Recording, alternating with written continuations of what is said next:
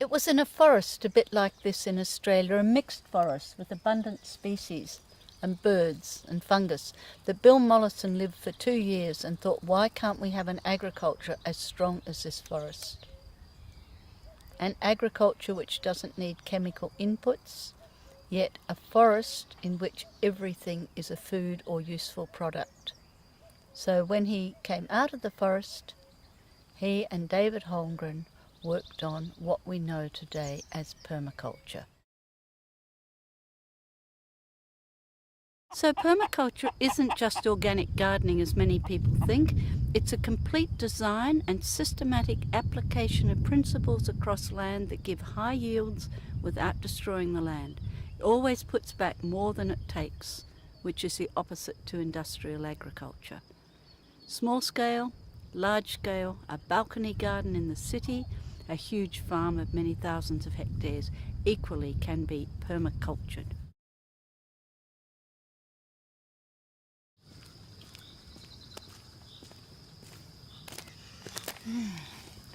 What we're looking at here is one of the world's problems in small state. We're looking at erosion, which is muddying the waters and carrying all the soil away and breaking roads, and it's going to get worse with global warming. Mollison and Holmgren looked at world problems like these in 1975, and today they're worse. All that permaculture is about is solving the problems, solve these issues. So the idea is that you are able to have good techniques on a local level to solve problems, because the solutions are particular to each area, but we have principles. And if we were looking at water, we'd say slow it down and spread it. Then we don't have this sort of problem. So by looking at global problems, they came down to the local, the cultural, the special, and they developed solutions for them.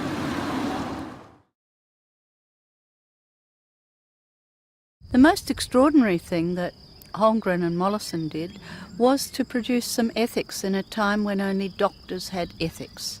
The first ethic is to care for the earth, which cares for us. Second is to care for people. And the third ethic is to distribute surplus to our needs. And this has made a huge difference to permaculture in applying these principles all the way to social life and to the land. What we're seeing here is one of nature's wonderful examples of cooperation. And one of the principles of permaculture taken from nature is cooperation. There's actually very little competition in nature. And we're seeing something else here apart from the cooperation. This swarm of bees here in spring has left the hive, and they've adapted to the lack of resources in that hive to move and find a new place where there are resources. So in permaculture we're talking all the time about cooperation and adaptation to the amount of resources we've got. And the bees are telling us that this is the way to do it.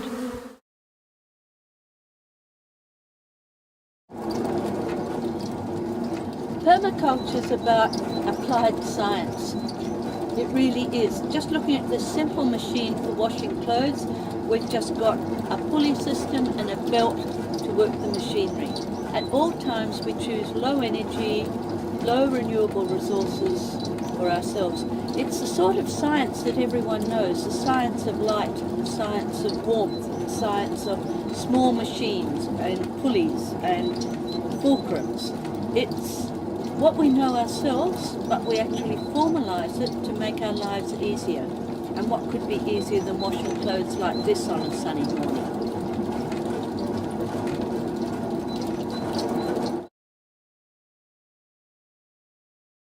The real topic of permaculture is design. And because design sounds a bit abstract, I thought we'd look at it here.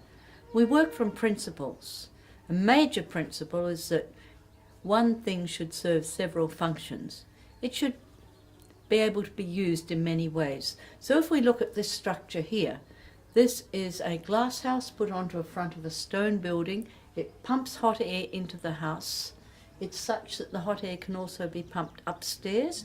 But down here we're growing papaya, we're growing fruits, we're growing vegetables, we're growing fruits from like this gooseberry, and things that would be impossible otherwise. By using good design here and putting things in relation to each other, they have achieved much better growth than they could in this mountain region growing outside.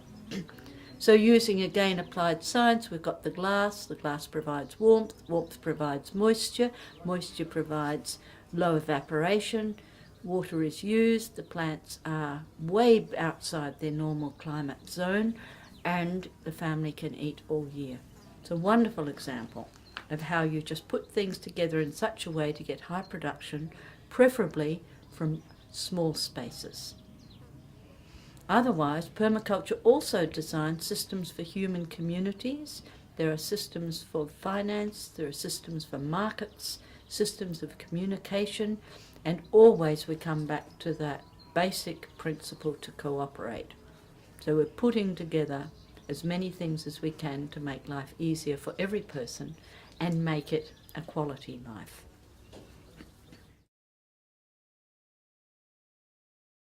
So observation is the chief skill anyone needs to do permaculture. And although I'm looking at this wood, I'm asking myself who lives here and who lives here.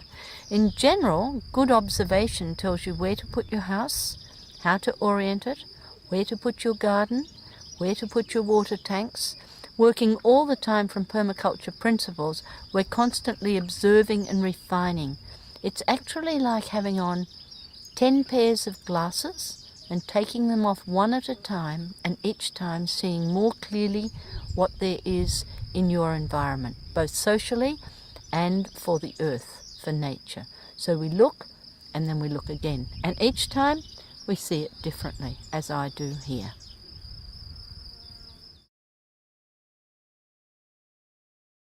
Behind the idea of design in permaculture is always the pattern we see. I'm looking at the pattern here of this flower, a very common flower in most countries. And the pattern I see is a circle and a spiral, and the circle has function. And the function of this circle is to collect sun and to bring in the pollinators. So every single part of nature functions within some sort of pattern. And the pattern of this seed head here is it is wind dispersed. Not water, not birds, not insects, not humans, but wind. So we're looking all the time at the pattern and how it functions. And then we try to use functioning patterns in our design.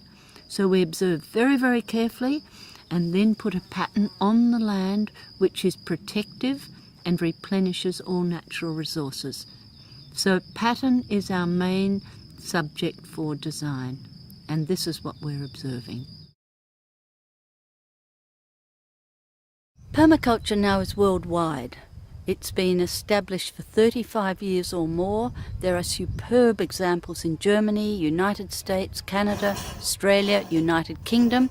Fabulous models of permaculture, and you can tell when you look at them whether they're designed permaculturally or not. You can see good water management, high production. We have enough evidence now to say in a drought permaculture will work better than anything else you can do, really, to drought-proof your land or to flood-proof it. It works in both ways, or fire-proof it. So all the threats to us today can be solved through very good permaculture design. Most of the threats today can be solved through good permaculture design.